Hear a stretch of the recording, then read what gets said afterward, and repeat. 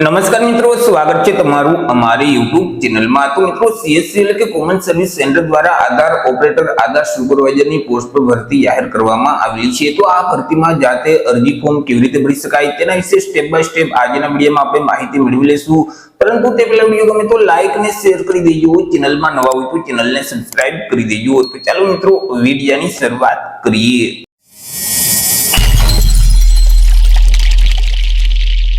तो સૌથી પહેલા તો મિત્રો તમારે તમારા મોબાઈલમાંથી અથવા તો લેપટોપ કે પીસીમાંથી કોઈ પણ એક ઇન્ટરનેટ બ્રાઉઝરને ઓપન કરવાનું રહેશે અને ત્યાં સર્ચ બોક્સમાં ટાઈપ કરવાનું રહેશે CSC। જેવું તમે CSC ટાઈપ કરી તમે તેને સર્ચ કરશો એટલે તમારી સામે આ મુજબની એક સ્ક્રીન ઓપન થઈ જશે કે જ્યાં અહીં તમને CSC ની ઓફિશિયલ વેબસાઈટ જોવા મળશે cscspv.in। તો તે વેબસાઈટ ઉપર તમારે ક્લિક કરી દેવાનું રહેશે।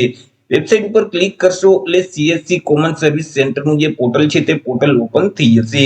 અહીં જે મેનુ આપેલ છે તેમાં જે કેરિયરનો ઓપ્શન આપેલ છે તેના ઉપર ક્લિક કરશો તો અહીં CSC કેરિયરનો ઓપ્શન જોવા મળશે, તેના ઉપર તમારે ક્લિક કરવાનું રહેશે એટલે ફરીથી આ મુજબની સ્ક્રીન છે તે ઓપન થઈ જશે। એ મિત્રો તમને આસ્ક ઓપરેટરનો જે ઓપ્શન જોવા મળે તેમાં જે વ્યૂ જોબનો ઓપ્શન છે તેના ઉપર તમારે ક્લિક કરવાનું રહેશે, જેથી કરી જે આધાર સુપરવાઇઝર અને આધાર ઓપરેટરની જે જગ્યાઓ હશે તેનું એક લિસ્ટ છે તે જોવા મળશે। તેમાં નીચે તમારે સ્ક્રોલ કરવાનું રહેશે।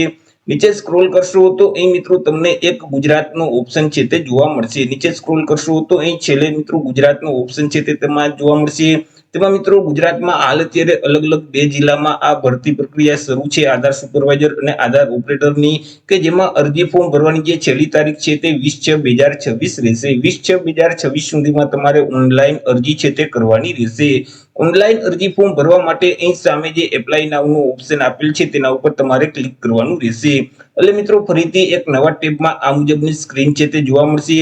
હવે મિત્રો અહીં જે અલગ અલગ 2 જિલ્લા છે તેમાં કયા કયા જિલ્લા છે તો કે બનાસકાંઠા માટે એક જગ્યા છે, જ્યારે રાજકોટ માટે એક જગ્યા રહેશે।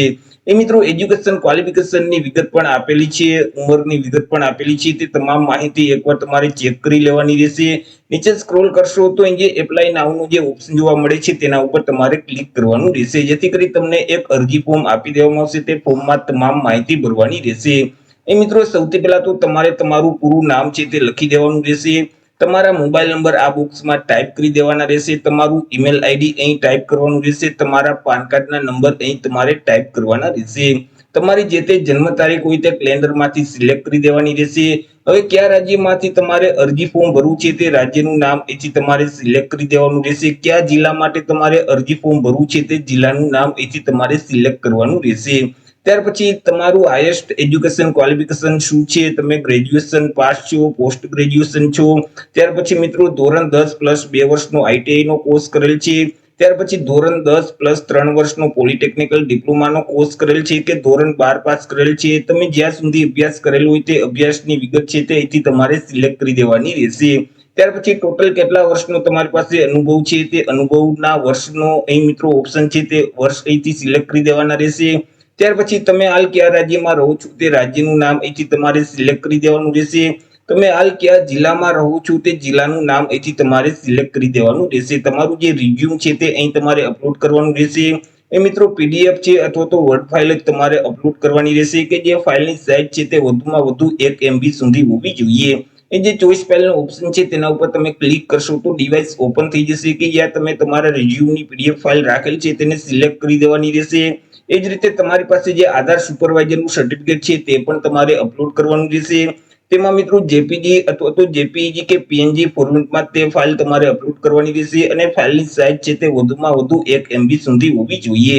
ચોઈસ ફાઇલનો જે ઓપ્શન આપેલ છે તેના ઉપર ક્લિક કરશો તો ડિવાઇસ ઓપન થઈ જશે, કે જ્યાં તમે સ્કેન કરેલ આધાર સુપરવાઇઝરનું સર્ટિફિકેટ રાખેલ છે તેને તમારે સિલેક્ટ કરી દેવાનું રહેશે। તમારું જેન્ડર મેલ કે ફિમેલ અહીંથી સિલેક્ટ કરવાનું રહેશે। અહીં તમને એક સરવાળો પૂછવામાં આવશે, તેમનો જે આન્સર આવે તે આન્સર આ બોક્સમાં ટાઈપ કરી અને સબમિટનો ઓપ્શન આપેલ છે તેના ઉપર તમારે ક્લિક કરી દેવાનું રહેશે। જેવું મિત્રો તમે સબમિટના બટન પર ક્લિક કરશો તો અહીં જે આધાર સુપરવાઇઝર અને આધાર ઓપરેટરની જે પોસ્ટ છે તે પોસ્ટમાં ફાઇનલી તમારું અરજી ફોર્મ છે તે સબમિટ થઈ જશે। તો એ રીતે મિત્રો જે આધાર ઓપરેટર અને આધાર સુપરવાઇઝરની પોસ્ટ પર ભરતી જાહેર કરવામાં આવેલી છે તેમાં તમે જાતે જ ઓનલાઈન અરજી કરી શકો છો। તો આશા રાખું છું વિડીયો પસંદ પડ્યો હશે। વિડીયો પસંદ પડ્યો તો લાઈક અને શેર કરી દેજો, ચેનલમાં નવા હોય તો ચેનલને સબસ્ક્રાઇબ કરી દેજો।